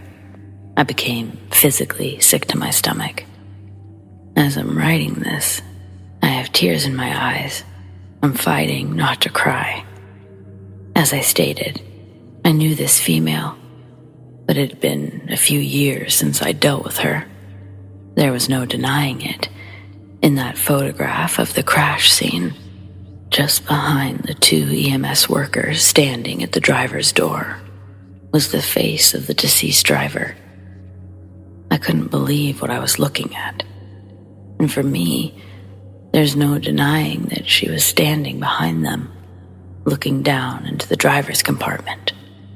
The look on her face was the look of complete and total shock, like she was staring at her own body, crumpled up in the floorboard area, asking herself, why? What have I done? What about my daughter? She leaves a 5-year-old daughter behind. I took a screenshot of the enlarged photo to show the deputy. He's somewhat of a skeptic. The following day, I went to see him. I got the full story of what apparently took place, but I showed him the screenshot. I won't release the information out of respect for the family. They've paid too much already. But the look on her face was explained a bit more when I heard what led to the crash. I told the deputy I wanted him to look at an enlarged version of the photo. When I held it up for him to see, his face instantly, without hesitation, went white. Eyes open wide, jaw dropped. He gasped for air and looked at me, saying, "That's her." There's no way. It's not possible because she's dead when that's taken. Now, I've shown that photo to a limited number of people just out of privacy for her family. But everyone that's seen it all have the same reaction. They see her face instantly without being told what to look for or what they might see. In the photograph, her appearance is what she looked like several years ago. Original hair color and style. In the 23+ years of my job, I've seen a lot of death. I've had people, including children, literally die in my arms, and I've handled a lot of crashes with fatalities, where I took the photos, etc. And I have never had this happen. I had heard of it, but didn't really believe it could happen. Well, I'm no longer skeptical of this type of thing taking place, where death was instant and traumatic. I don't usually share stuff like this, but last Friday, my grandparents and I were talking in the dining room. It was 1:40 in the afternoon. My mother and brother were at work. Someone knocked on the front door, which is unusual because people normally use the doorbell. And so my grandfather got up to answer it. When he came back, my grandmother asked who it was, and he said no one was there. We have a very long path down the driveway to the door. He didn't see any vehicles or people. I got chills when he said that, and my grandmother began to freak out. My family is fairly religious, and she believes that he let a spirit inside by opening the door for it. What really concerns me is that he said that it's been happening for a couple of months, and each time he goes to the door, no one is ever there. For the last week and a half, we've had paranormal activity happening around the house. I wonder if my grandfather really did let something into the house. Something that's just now revealing itself. I've been really on edge from everything that's been happening, and all of our attempts to get rid of it have failed. To make things worse, the entity has started following me. Sometimes, things happen at work, and my friends' houses too. But I'll have to talk about that another day.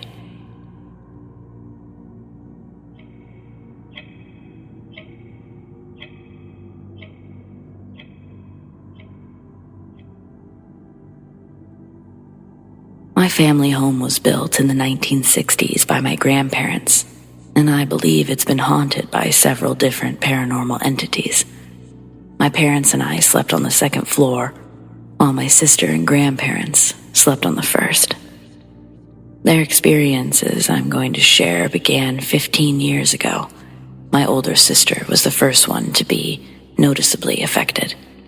She suddenly began having sleep paralysis all the time. I know that isn't scientifically related to the paranormal, but my country's folklore relates them to a specific entity known as a dark man, for lack of a better translation. Some might call it a sleep paralysis demon, and it's often thought of as an evil, mischievous spirit. At first, we thought nothing of my sister's experiences, but then they became so frequent that it began to worry us all. Soon, more things started happening. She would wake up in the middle of the night to feel something invisible pulling her hair. She would freak out and call for Grandma, who always came running with a bottle of holy water. After spraying it around the room, they prayed together. On a different occasion, whatever was playing with her hair also breathed on her face, which freaked her out even more. Once, my mom, my sister, and I were watching TV when my sister suddenly shifted into a state of sleep paralysis while fully awake. It took a few seconds for Mom and I to realize what was happening. She was shaking, with her eyes open, struggling to make a sound. When she finally woke up, she let out a blood-curdling scream, crying and yelling, "It got me! Why didn't you help?" She was visibly shaken and pale. Grandma arrived with her usual remedy, and even my father walked out of the bedroom, totally freaked out by her screams. Grandma remembered that if someone needed protection from the dark man, a piece of their family's clothing had to be placed on them, like a shield. So, we tied Dad's belt around her wrist, and she went to sleep in my room. Still frightened, she asked me to get her a glass of water. I did, and as I approached my door on the way back, the plastic cup of water practically exploded in my hand. Splitting on all sides, water was bursting out of my hand. Mom immediately came over. Everyone had seen, and they were shocked, speechless. At first, Dad thought I had just dropped the cup, but it was torn in perfectly straight lines, all the way around, almost as if someone had cut it with a scalpel. Needless to say, no one slept much that night. After that, my mother and I began experiencing sleep paralysis. She only had it a couple of times, but I still have them to this day. Nightly noises also started to occur. It was different from house settling. This sounds like moving chairs, clinking dishware. It mainly happened on the second floor, especially when we weren't home. Grandma once searched the second floor for a burglar when she heard someone open my parents' wardrobe, but no one was there. These incidents prompted my sister to visit our local priest. After explaining the situation, the priest concluded that a lost spirit was inhabiting our home and reaching out to my sister, wanting to be known. My sister was relieved to know that the spirit meant no harm. She even named it Samuel.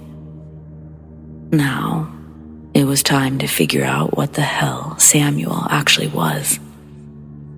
The first theory concerns my grandma as a little girl. On her way home from school, she would pass through a cemetery. One day, she saw pretty flowers on a grave and brought them home without telling anyone. That very night, she woke up to an invisible force grabbing her leg and trying to drag her out of bed. She knew it was something that wanted its flowers back. She woke her parents up, and her mother said the same thing. They returned the flowers the next morning, and she never took anything from a graveyard ever again. But it's possible the entity remained attached to her all this time. The second theory, we thought Samuel might be Grandma's father, who I never met. Before he died, he told Grandma, "If you hear something in the attic when I'm gone, know that it's me." Coincidentally, the attic eventually became the second floor of the house, where most of the incidents happened. It's also worth noting that my sister and I shared my room before she moved downstairs, so it might be connected somehow. Other incidents soon followed.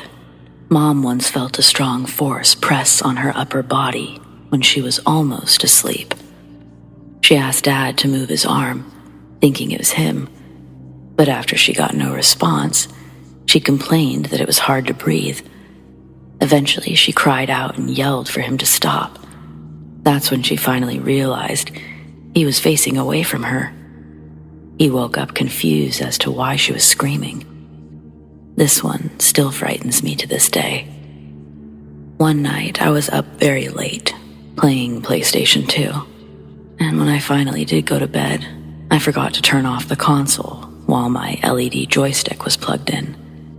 I woke up in the middle of the night, and the TV was off, but the joystick was glowing. I couldn't stand sleeping in the dark with everything that was going on. I looked at the console, and suddenly, the goddamn joystick unplugged itself, instantly plunging the room into total darkness and panic. I ran to the light switch and left it on for the rest of the night. Not long after, I was watching some late-night TV in the living room. The stairs are also in the living room. In total darkness, I heard footsteps going up the stairs and called out to my sister, thinking it was her, but there was no response. Then I realized there was no way my sister would go up the stairs without turning on the light. She's almost 30 now, and she still sleeps with a light on. I sat up, listening to each footstep as it drew closer to the top of the stairs. Finally, I heard someone step on the metal floor strip at the top of the stairs. I ran to my parents' bedroom, frantically screaming. I slept in their room for the rest of the night. The most bizarre thing happened in broad daylight, and it's truly unexplainable. My grandparents, sister, and I were all heading next door to my aunt's house for the afternoon. My grandparents went before us since I was still doing something, and my sister was in the bathroom. It was a thing in our family that the last person to leave the house locks it up before going. I was ready to leave before my sister, and she said that she wouldn't be far behind. She tried to come out maybe a minute later, but the goddamn house was locked from the inside. No one else was home, and I didn't do it either. She ran out and told me what happened. We checked the locks, tried to recreate the situation, but it was impossible. The key had to be turned 6 times for the door to be locked. This was the last major thing from the beginning of our time in that house. It was followed by mostly noises, which we eventually learned to live with. My sister accepted Samuel, and no more incidents happened for a long time. At first, we didn't say a word of this to anyone outside of family and friends. But after some time had passed, I told my classmates about it, and 2 of them stayed overnight at my birthday party. My sister knew they only wanted to see something firsthand, so she tried to prank us by knocking on my door late at night. My friends were scared shitless, so my sister told them that it was just a joke. But a couple of hours later, my friend woke me up to say that something was knocking again. I opened the door, but nobody was there this time. My friend kept asking what the hell happened, but I didn't have an answer. Needless to say, he never slept over again.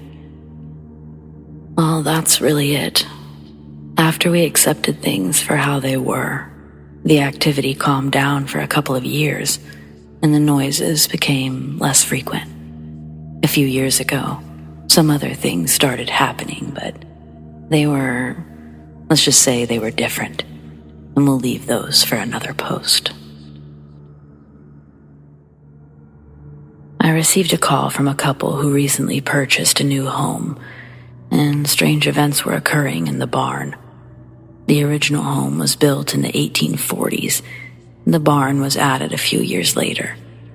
The original house burned down in 1976, and a new one was built on the old foundation in 1981. Upon arriving, I noticed the property was impeccably kept. It was in a rural area and far from the road, but they still added a paved driveway. This was unusual for the area and indicated they were most likely not from around here. I was greeted at the door and invited in by a young couple in their mid-20s. The home was as well kept on the inside as it was on the outside. We chatted for a few moments, then they insisted that I see the barn. I got absolutely no feelings from inside of the house, so I followed them towards the back door. But there was a kiddie fence blocking the kitchen to prevent 4 miniature goats from escaping. This was a shock since I had judged them to be entirely different types of people. They said they had no choice but to keep the goats there because whatever was in the barn tried to kill them. They had lost 2 goats already, and the vet said that they were likely frightened to death. Approaching the barn, you could see that they had been in the process of fixing it up. A new fence was surrounding the front to create a small yard that was recently raked. The barn was an old tobacco-style barn that had been repurposed and painted. As we entered, the hair on our arms immediately stood up. I definitely sensed something there. I asked if there was a specific area where there seemed to be more activity and was shown the milk room. The man said that everything started when he built the milking stall. I asked for some time to poke around solo, and they practically ran away. I walked around the milking room for about an hour, and that was a long time for such a small room. On the opposite side of the barn was a slightly larger room with a concrete floor, new walls. It had electricity, a sink, and some cheese-making equipment. But that room felt sterile and uncomfortable, like an operating room. Nothing was lurking there. It wasn't until I got to the stables that I finally felt something. That part of the barn only had a dirt floor, and although it was raked clean, it didn't feel that way. I'm not a psychic, but I have learned to pay attention to my body and my impressions. All I wanted to do in that moment was rake it clean myself. Confused, I summoned the owner and asked if he had found anything in that area. He seemed slightly embarrassed as he explained that there had been a deep trench along the wall. Stacked at one end was something that resembled a pile of folded old leather. He asked me not to tell his wife, but he only covered it instead of removing it. He said it was too dirty to touch. I asked for a shovel. 5 minutes later, I had located the leather. Just like the man said, it was dried hard and much too dirty to touch. As I fought to unwrap it, I was struck with worry that it might make me sick. I felt nauseous as I handled it, but I finally got it to unfold, and I found a very old memo book inside. The writing was still perfectly legible. It was a journal written by a Civil War soldier. As I scanned through it, I found the last page with writing about halfway through. It had blood on it, and the writer was leaving a message to his parents. He was sorry that he couldn't make it home. He had been shot, but his last wish was that he be returned home to Savannah so he could be buried by the stream. At the end, he signed the name Jonas. I refilled the hole and took the journal and the leather to the front of the house. I showed the couple the journal, suggested that we hold a small memorial service in the barn. They invited the only neighbors they knew, and we held the service by the place where the journal had been buried. The couple agreed to let me take the journal to the Savannah Historical Society. where I asked them to keep it on display, and they agreed. 3 weeks later, when I checked in with the couple, the goats were back in the barn, and there were no further issues.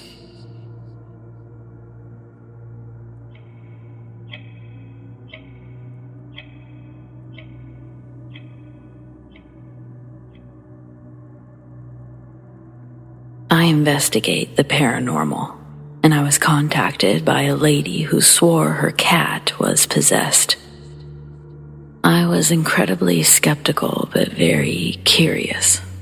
Apparently, the cat would suddenly start screaming and do this crazy slow-motion walk while tilting its head at weird angles. If she tried to approach it while this was happening, it would try to scratch her. After having one of these spells, it would hide but not relax. Its tail would swing wildly. It would growl for up to an hour. As strange as this sounded, I spoke to a colleague who's very sensitive to the paranormal, and she insisted we had to investigate. We got to the residence at 4:30 p.m., took a tour of the house before meeting the cat. It was a standard 3-bedroom, 2-bath, ranch-style home, and we found nothing creepy about it. The cat was cool, very affectionate, and really took to my colleague. They spent a couple of hours alone together while I took care of some paperwork and formalities with the lady. She invited us to investigate the home that night while she was out. She had a date and would work the night shift at the hospital right after. She left for her date at 7:30. We began our formal investigation. We moved from room to room, asking questions in hopes of catching an EVP or a knock in response, but there was no activity until 11:30, when the cat started screaming in the master bedroom. Upon entering the room, my partner stopped me and motioned for me to stay quiet, but it was hard with all the screaming. It made my hair stand on end. As we listened, a shadow began to form in the corner of the room, and there was a whisper coming from there. Our DVRs didn't pick it up, and we couldn't understand what it said, but the cat was irate. It was scared and ready to fight. Everything was exactly as the lady described. My partner very calmly told the shadow that it was scaring the cat, but she didn't think it was on purpose. Then, she promised that we would help it if it went into the next bedroom. We entered the smaller bedroom and sat on the bed quietly, waiting to see what happened. A few moments later, my partner grabbed me, pointed at the connected bathroom door. I clearly saw a featureless humanoid shape, but it was blacker than the surrounding darkness. My teammate and I worked together many times, and we had a routine for situations like this. I told the entity that everything was okay, that the cat was calm, and we wanted to help. It slowly moved through the doorway and slightly into the room. That's when we heard the word kitty through the DVR. I always use an earpiece when recording so I can hear what's being said in real time. I asked if it was trying to pet the kitty, and it stretched its arm towards the master bedroom. I asked if it wanted to hurt the kitty, and there was an almost immediate sigh or whimper. I repeated the question and stated that I needed an answer before we could help. A minute later, my partner sensed that it only wanted to pet the cat.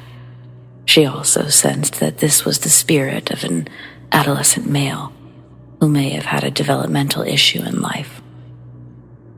While we spoke, the entity seemed to slightly sway back and forth, but he didn't go anywhere. He seemed like he was listening to our conversation. I explained that he had scared the cat, and if he wanted to pet it, he would have to make friends with it first. I suggested that he try just sitting still and speaking to the cat so it could learn that He didn't want to hurt it. Then the cat would eventually come to him. A moment later, the cat appeared in the hall doorway and calmly sat down. No one spoke or moved, including the spirit. Soon, the cat joined us on the bed. My partner and I began to pet it. As I looked from the cat back to the spirit, I noticed that it was gone, and we didn't experience anything else that night. 2 days later, my teammate called me, very excited. She'd researched the property and found that a young man with Down syndrome died when he fell out of a treehouse. We met the lady the following day, and I played her the recording of us talking to the spirit. When she heard me telling the spirit how to be friends with the cat, she began to cry. That morning, the cat was on the bed in the smaller bedroom, purring loudly, moving its head like someone was scratching it. I've just had the worst Christmas of my life. I'd like to forget the whole week entirely. Growing up, I didn't have a close relationship with my father. His job kept him away, and things only got worse at age 10 when he divorced my mom. It was rocky between us until I turned 16 and got my license. That's when I started seeing him more often, and we became closer. By the time I was 18, we were going on hunting and fishing trips, and that's when I learned Mom hadn't been completely honest about Dad. Several years before the divorce, they bought an old farmhouse for a very good price, and my dad remodeled it over the years. It was nice, but there was always a feeling that something wasn't quite right. As a child, I would get the creeps. I refused to go into the cellar. It scared the hell out of me. Years later, I learned why they got the house at such a good price. The previous owners were an elderly couple that had lost their only son. He had been sent to Vietnam, and after returning home, things became too much for the poor guy. He shot himself in the cellar. 2 years ago, Dad and I had a falling out. We weren't speaking for a while. We were both being stupid, but I eventually began working up the courage to stop by and knock on his door. The problem was that he developed some mental issues with his old age, so he didn't always remember who people were. Plus, he had a history of coming to the door with a gun. On December 22nd, 2022, I decided to finally man up and put an end to the madness. For this next part, you'll need to know that he remarried and he had a daughter back in 1989. I never had a relationship with them, but I always thought my stepmom was a good person. As I drove to his house, something felt heavy and oppressively dark, but I thought it was just my nerves. Then the house came into view, and I got a really bad feeling. There were no cars in the driveway. Everything looked abandoned. When I knocked on the door, there was no response, but I felt like someone was watching. I walked around the patio doors, where I was able to look inside, and my stomach fell out of me. It was empty. The interior entirely gutted. I got inside and took a video to document the conditions, and that's when I realized my father was dead. I could hear a voice saying I was too late. Of course, I was totally devastated and half out of my mind. I went through the entire house until I finally found myself at the cellar steps. Under any other circumstances, I would have never gone down there, especially not when I was alone and nobody knew where I was. But it felt like something was pulling me into the darkness. The electricity had been shut off, and my phone was the only source of light. I started down the steps, and I wasn't even afraid until I reached the bottom and turned left. Something hit me so hard that I had to gasp for air just to get it into my lungs. My fear instantly shot from 0 to 10, and on the phone, I saw several bright orbs coming at me. They stopped directly in front of me for several seconds before shooting off into the darkness. After that, more solid orbs and anomalies began swarming me. There was no open doors or windows or fans, but it was colder inside than outside, which was 30 degrees. I heard whispers that made me think someone had walked into the house, and I confronted whatever was in the cellar. It responded with a very loud banging, at which point I decided to go back upstairs. The banging continued, so I yelled that I wasn't afraid anymore and that I would be back. I went outside and the new owner pulled up. He'd taken possession of the house from my stepmom on December 8th, and this stranger was kind enough to inform me that my father died of cancer several months prior. My stepmom didn't tell anyone, not even his own sisters. She sold everything he owned before selling the house, and now she's just gone, along with her daughter. The realtor said she refused to put a for sale sign on the property. I think whatever is in that house harassed my father and influenced many of the events that took place. Since being in there, things have started happening at my house, so I'm trying to document everything. 3 years ago, 2 different psychics said that I have an attachment from my childhood home. They felt it had influenced or tried to influence someone to take their own life, and they were absolutely correct.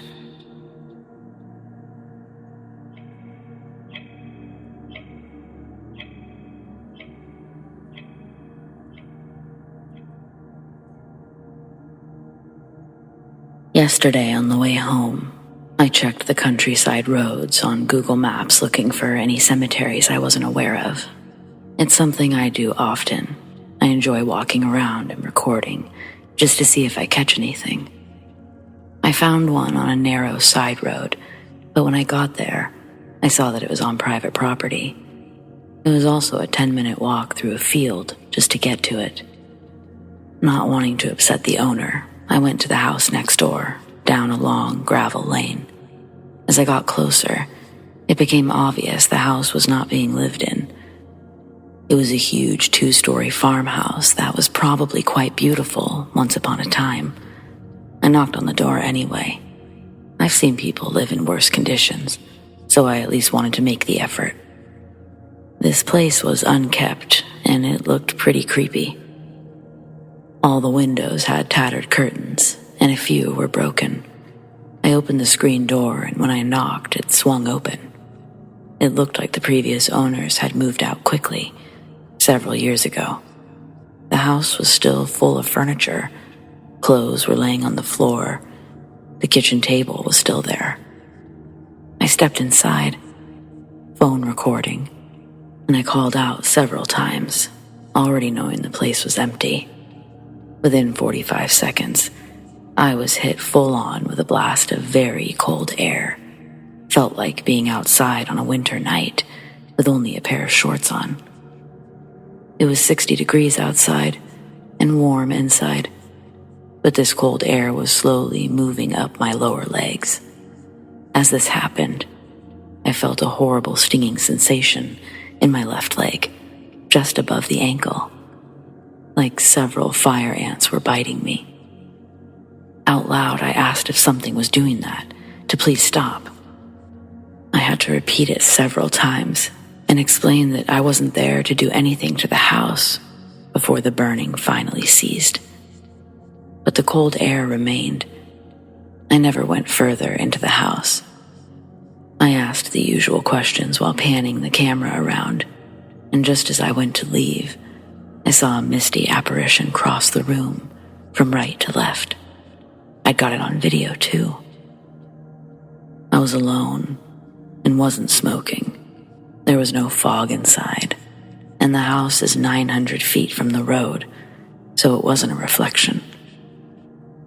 The apparition immediately gave me a dark, ominous feeling. It definitely wasn't friendly or welcoming. I've visited many cemeteries, and other haunted places over the years, but I've never witnessed anything like this. I'm somewhat of a skeptic.